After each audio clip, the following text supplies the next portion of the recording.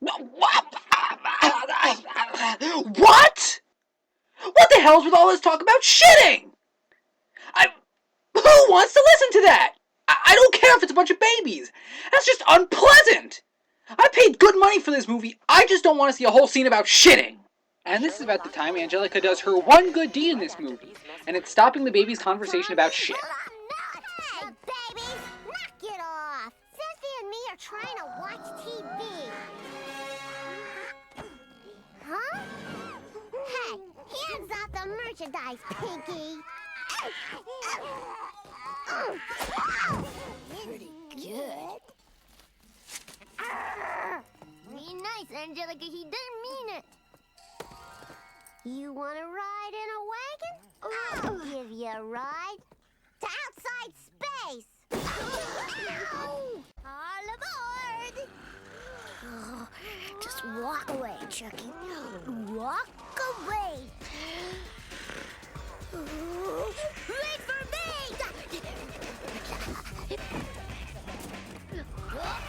Which way to the obstacle? We're not going to the obstacle. Well, we're somewheres.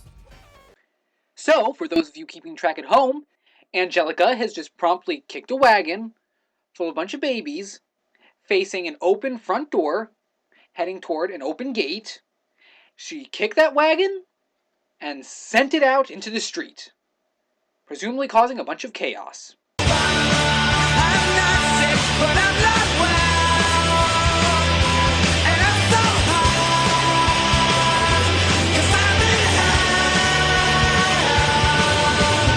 Meanwhile, while all that mayhem and screaming is going on, Angelica realizes that the babies have her beloved Cynthia doll. So, dressed as Sherlock Holmes for some reason, she takes Spike and heads out to go find the babies to get her damn doll back. But not save the babies, of course. She's a bitch like that.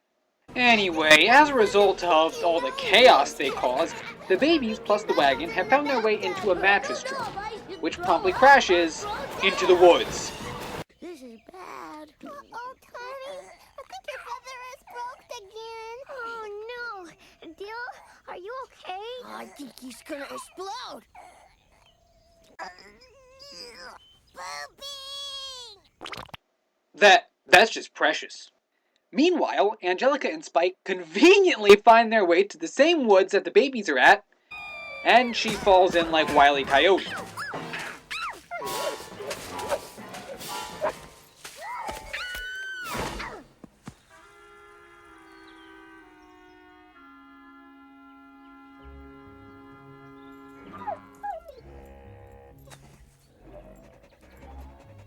You know, not all dogs go to heaven. Yes, Angelica, remind us of a movie we could be watching if we weren't watching this. Just think, we could be watching... Let's make music together. Let's make sweet harmony. But no, we're watching the Rugrats movie. Elsewhere, the stupid-ass adults finally realize that their kids are missing, and after doing a thorough search, Angelica? they make the news. Is it true you shipped your own children to Tokyo in a wooden box?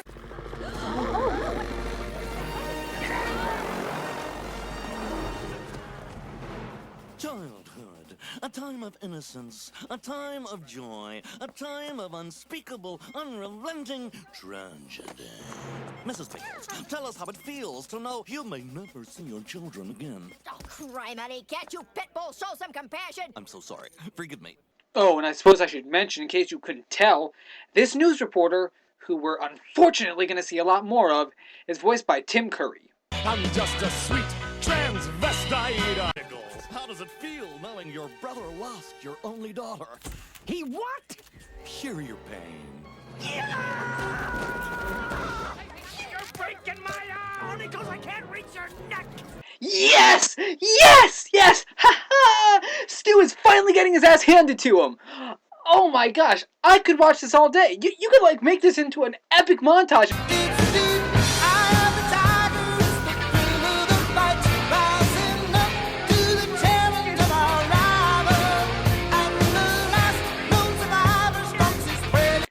So the adults get word on where the babies are, and they head out to go find them. Though with Stu on the case, I doubt they're going to have much luck. Meanwhile, the babies are traveling around the forest, pushing the wagon, in hopes of finding a way out of the forest. We're doomed! Doomed! Doomed, I tell ya! Zool, motherfucker! Zool! This is all Bill's fault, right, Chucky? No, this never would have happened if you hadn't put him in the wagon in the first place. Right, Chucky? No. It's not our fault you got a bad, naughty, spanky baby for... Whoa, girls, girls, girls! If I may, butt in for a moment. Really? It's none of your fault. I entirely blame Angelica for this. I mean, think about it. The wagon wouldn't have left the house if she hadn't kicked it. Yeah, it's clear to see who the true villain of this movie is.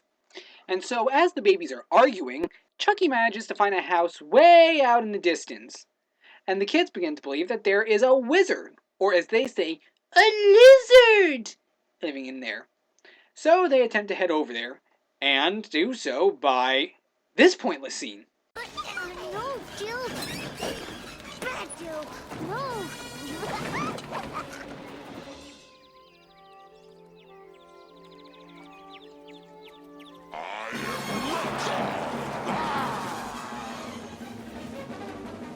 Okay, I'll admit that scene makes me chuckle a little bit. And just because this movie needed more characters, it is here we're introduced to two park rangers, who, in case you can't tell, are voiced by Whoopi Goldberg and David Spade. They hide it really well, you can't even recognize them. Grizzlies that'll rip the top off your car. Bobcats, wolves, wolverines, which are something entirely different. And dragons. Really, don't worry too much about them, you're not going to see much of them in this movie anyway. Why they brought in big name stars for them, I don't know. So anyway, back to the babies, the reptile wagon is careening down into the forest, and promptly lands in the water. Yes, it turns out it can serve as a boat. Where are you? You're on a boat. Meanwhile, the adults are at the outskirts of the forest trying to figure out what the hell happened to their kids. Must be in my Reptar wagon. It's the perfect children's toy. You and your stupid invention.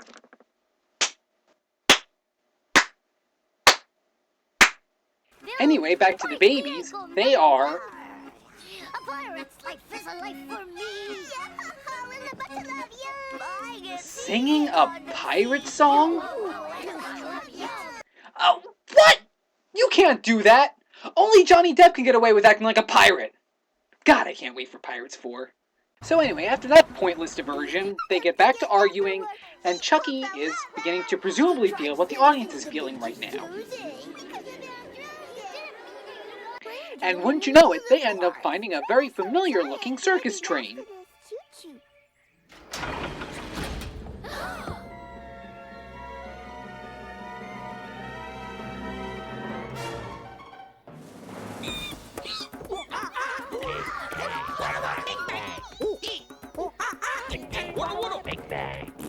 You want to learn something that I can teach to you. You want to know a secret that I swear is true. Monkeys, we have more fun than humans ever do.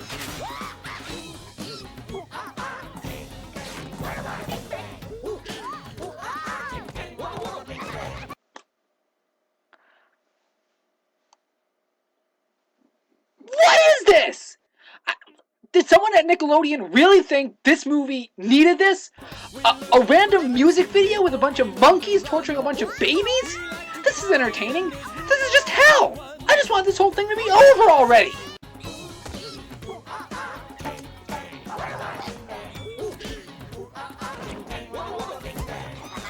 So thankfully that nightmare finally ends because Dill is hungry. So Tommy goes over to feed him. Some banana splooge? I really don't know. But the scent, if you believe it, attracts the monkeys. This leads to the monkeys starting to lick and eventually take Dill away with them. What can I say? They're hungry for dill pickles! Thank you! Meanwhile, the idiot has finally unearthed Dactar and plans on using it as a helicopter to find the babies.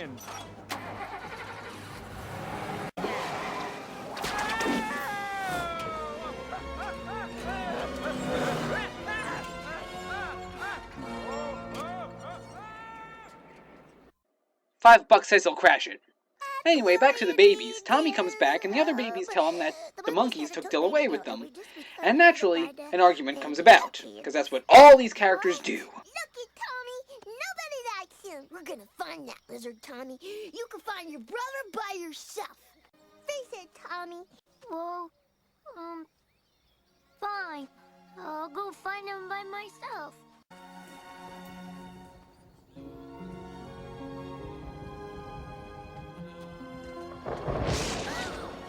Don't you love when it conveniently starts raining during an emotional moment in a movie? Anyway, back to evil Angelica. Turns out she's giving Spike hell, so she's an asshole to babies and animals. What a great kid. I hope you turn into a frog. Well, as long as Spike doesn't come across the Shadow Man from The Princess and the Frog, I think he'll be fine. Into myself.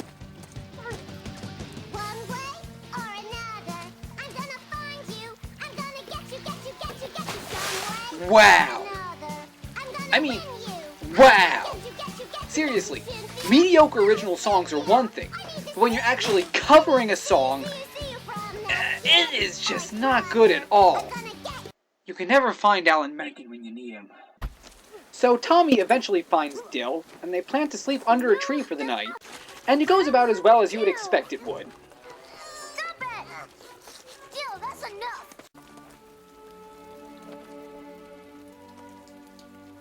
Jill!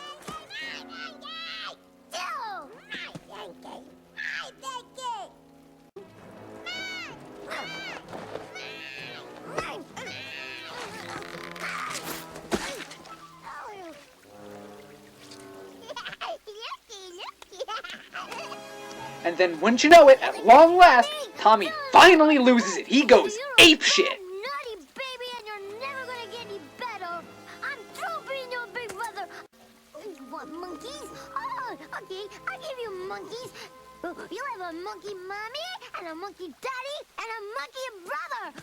Well, he already does have a monkey daddy. I mean, is it really that big a deal? So Tommy plans to cover Dill in banana splooge so the monkeys will eat him.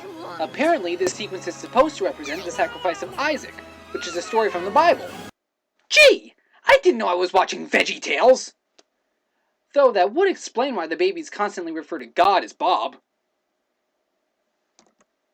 But alas, Tommy can't bring himself to kill his brother, so they go back under the tree and sleep for the night. You know, I know this scene is trying to be more of an emotional moment for this movie, but I really don't care. Thankfully, it's almost over, so we can just get on with this. Anyway, the other three babies are still in a different part of the forest, and are, if you can believe it, making very little progress. Getting to the lizard! Phil? Well? Oh, Phil. Chucky? He always loved climbing on trees. Now a tree's climbed on him. I'm sorry. I'm sorry. It's just... That line just cracks me up for some reason. Seriously, try rewatching it with a straight face. I guarantee you, you won't be... What is this? I'm losing my mind watching a Rugrats movie. Oh, and in case you don't know, Phil lives. Gosh, Chucky. So then we cut to the next day, where, presumably just to piss me off, the monkeys come back to kick Tommy and Dill's ass. But they have another thing coming, because you won't believe who shows up. No, not him. Not so fast, you monkeys. Phil! Phil, you came back. Oh, but where's...